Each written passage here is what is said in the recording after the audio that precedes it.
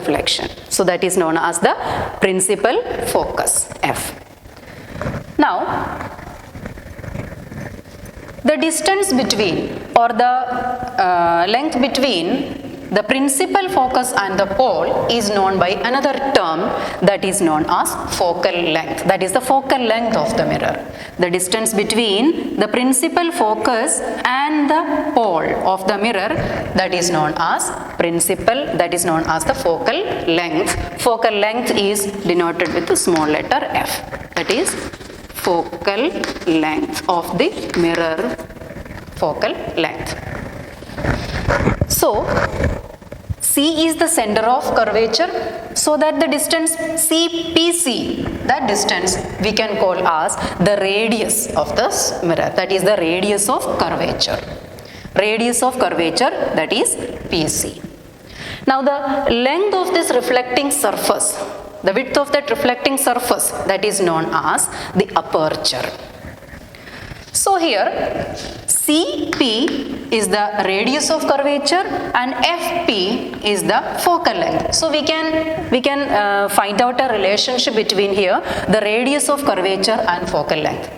CP is the radius of curvature, exact midpoint is the principal focus, so half of the radius of curvature is the focal length. So there is a relationship between radius of curvature and focal length, that is radius of curvature is double of focal length. R is equal to 2F, or we can say focal length is always half of the radius of curvature. So this is the relationship between the focal length as well as the radius of curvature.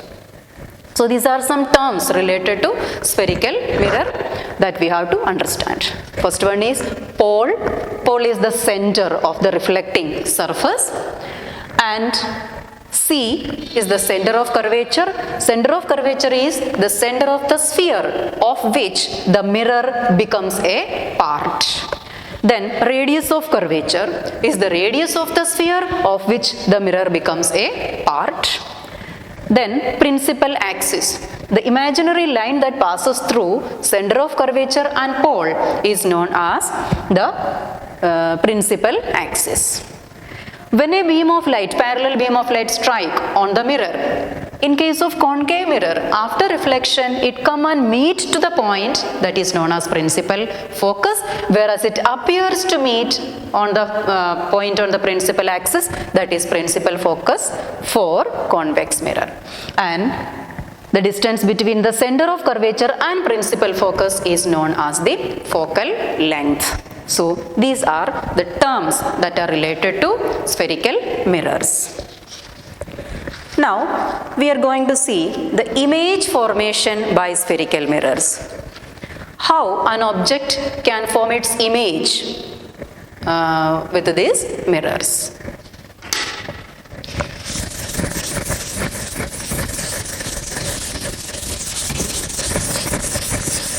We know whenever an object is kept in front of a mirror, from that object, whether it is a luminous, non-luminous, whatever it is, from that object light rays strike on the mirror and it forms its image. It forms its image with the help of this mirror. Now that is the image formation.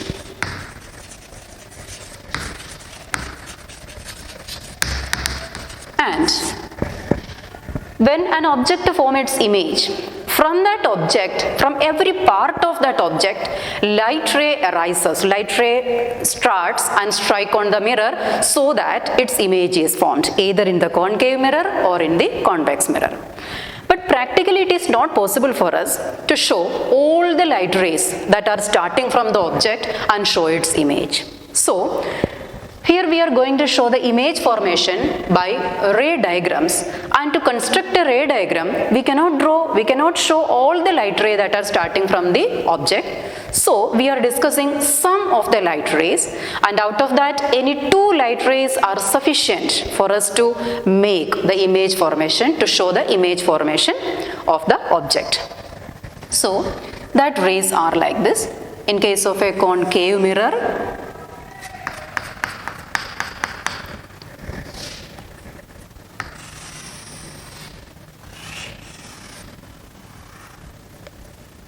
convex mirror. And here is the P and C, center of curvature, and this principal axis, and this is principal focus. And here again P and C, center of curvature, the principal axis, and the point on the mid, that is principal focus.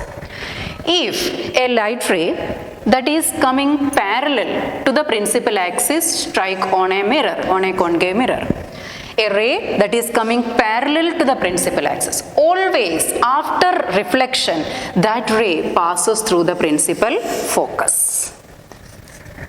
Whenever we draw the rays, we have to show its direction with the help of arrow.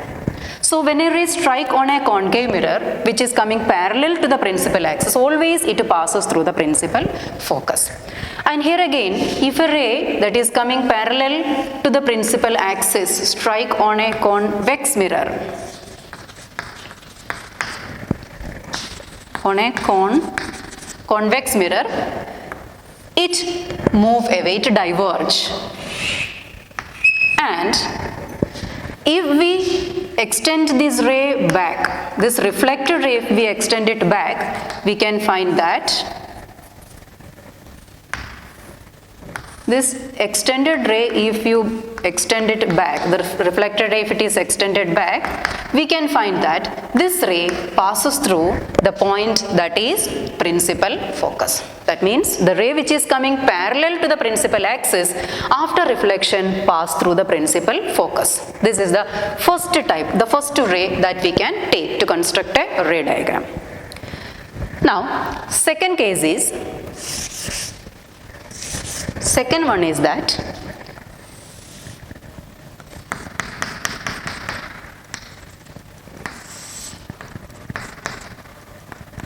the second case is that if a ray strike on the mirror through the principal focus, if a ray strike on the mirror through the principal focus, after reflection the ray become parallel to the principal axis. If a ray strike on the mirror through the principal focus, after reflection the ray become parallel to the principal axis. That is for convex mirror also.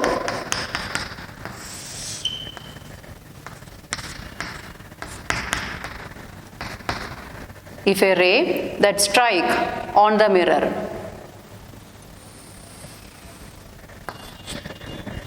if we extend it, we can see that this is passing through the principal focus. So if a ray strike through the principal focus like this, here the ray become parallel. The ray become parallel to the principal axis. Now, the third case is that, so these are the two rays. First ray is coming parallel to the principal axis, goes through the principal focus, and second case is the ray which is striking through the principal focus becomes parallel to the principal axis. Now, the third ray we can consider, that is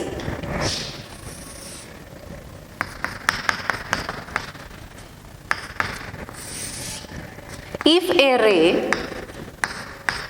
ray that strike on the mirror through the center of curvature, this ray bounce back through the same pathway.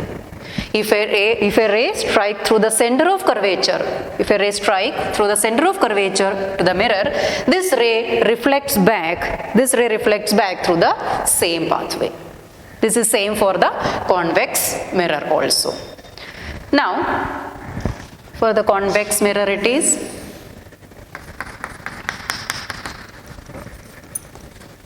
P and C, center of curvature and principal focus, and if a ray that strike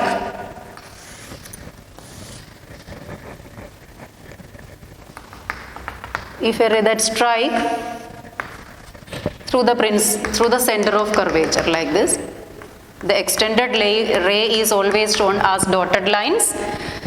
This ray, after reflection, it goes back, it bounces back through the same pathway. This is the third type of ray that we can take. And now, other than all these, if any other ray that strike on the mirror will be reflecting back by obeying the rules of reflection or the laws of reflection.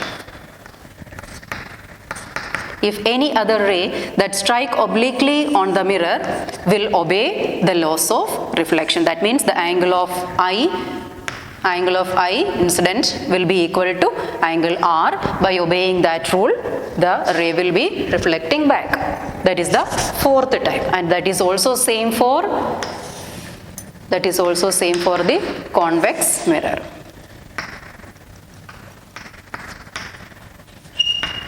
P. If a ray strike on this mirror, by obeying the rules of reflection, the laws of reflection, that light ray will be bouncing back.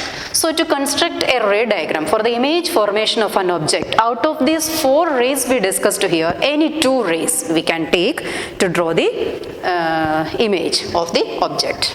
So only 2 rays are sufficient. Next we are going to see the image formation by a concave mirror. Image formation by concave mirror. Concave mirror can form its image in 6 different situations. The first situation is that when the object is at infinity, means when the object is very, very far away from the mirror, that is, the first case is the object, this is the position of object. Position of object is at infinity. Object is at infinity. How this image is formed? Object is at infinity. So, in this case, concave mirror and P, that is the pole of the mirror, then principal axis, C center of curvature, and F principal focus. When the object is at infinity, it is considered that the light rays that are coming from that object is always coming in parallel way.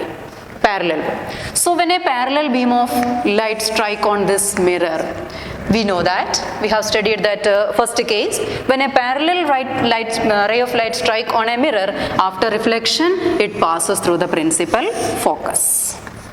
So, this is the image formation when for an object at infinity. The rays we are considering as parallel rays. So, if 2 parallel beams coming and striking on the mirror, after reflection, it passes through the principal focus. So here what happens is the image of that object which is at infinity is formed at the principal focus. We can obtain that image on placing a screen, so that we can call that image obtained by the actual meeting of this light ray. That image is the nature of that image, that is real image. Since it forms by actual meeting of the light rays and can be obtained on a screen by keeping the screen in front of the mirror, we can obtain that image on the screen. The image is said to be real image. And size of the image here we can see it's a point sized, very small sized. The image will be very small sized, that is called as point sized image, and usually it is upside down or inverted.